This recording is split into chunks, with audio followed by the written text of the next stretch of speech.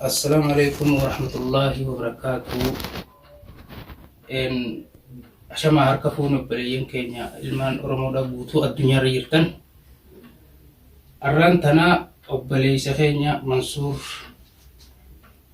arraan tana isa biraan dhufe.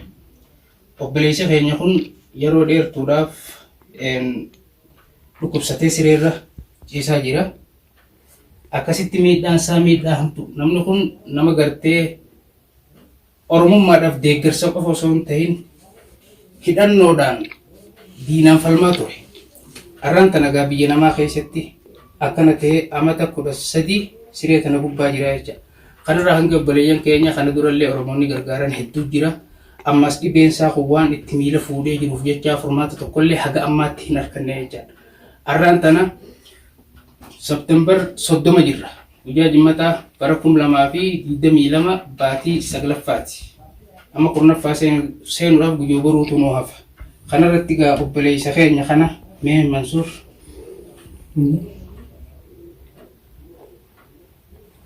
Entrou direita, Mee madaa san. onde ciisa.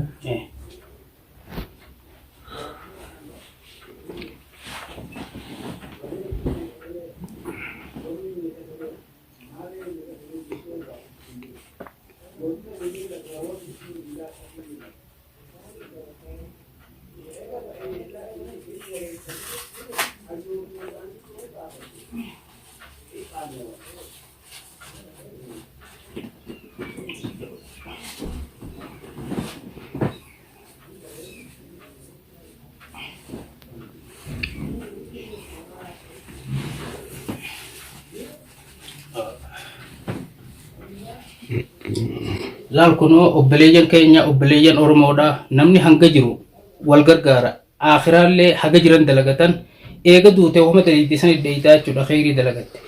Inni kun laal taa'aan saalameen kun aakhiraallee haga jiran dalagatan eega duute wama daliitisan iddeeytaa jechuudha kheyrii dalagatte. Inni kun laal taa'aan saalameen kun hundinuu akkanatti uratee jira jechuudha. Obboleeyyan keenya qaalii ilmaan Oromoodha haguutuu addunyaarra jirtan obboleessa keenya kana kunoo akkana mudatee jira jechaadha. Furmaata tokkollee hin arganne. Kanaafuu inni kun abbaa maatii afuriiti. Kanarraa kan galu mana namaati. Shaniimi ijoolleen 5. Akkanaan obboleeyyan kiyya kunoo amata 13 siree tana gubbaa jira kunoo ammaan tana akkana qaamni isaa uratee akkana banamee jira jechuudha. Kanaafuu obboleeyyan keenya qaalii isa kana akka waan dandeeysaniin xiqqoo dandahee fi abbaa guddoo dandahee akka gargaartan hadaraa gamanaan isinitti dhaammachuu barbaada. Viidiyoon kun yeroo isin bira gahe Oromoota hundaafuu sheer godhaa. Bilbila saatis asirraan isiniif kaaya maqaa saatii waliin akkasitti namuu waan dandeeysaniin bira dhaabbadhaa. Dirqama lammummaadhaa walirraa qabna. Namni arraan tana akkana ta'e kun kaleessa Oromoodhaaf qaalii tana wareegee hidhannoodhaan diina dura dhaabbachaa ture jechaadha. Arraan tanagaa faca'ina qabsoo booda biyya namaa dhufee akkana mudate. Kanaafuu obboleeyyan keenya qaalii akka gartee isa kana bira dhaabbattanii waan dandeeysaniin gargaartaniin isiniin ja'a galatoomaa. Bakka jirtanitti dhageenyi Rabbii isin bira haa jiraatu. Saudara benar itu sih nanti coba.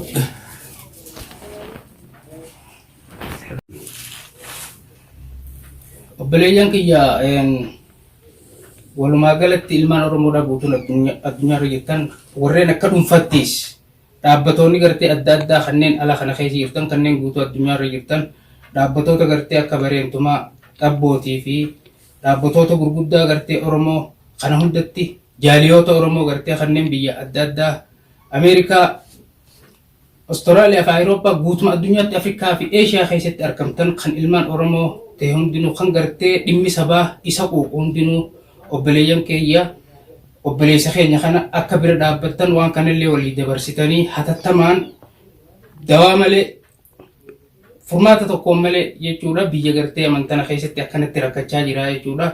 Foon keessan obboleessa keessan kanaafuu obboleeyyan keenya qaalii namni hanga jiru wal bira dhaabbadhaa dhaamsa kanaas facaasaa waliin nu gahaa galatoomaa horaa bulaa haga walitti deebinutti nagaan nu jiraadha.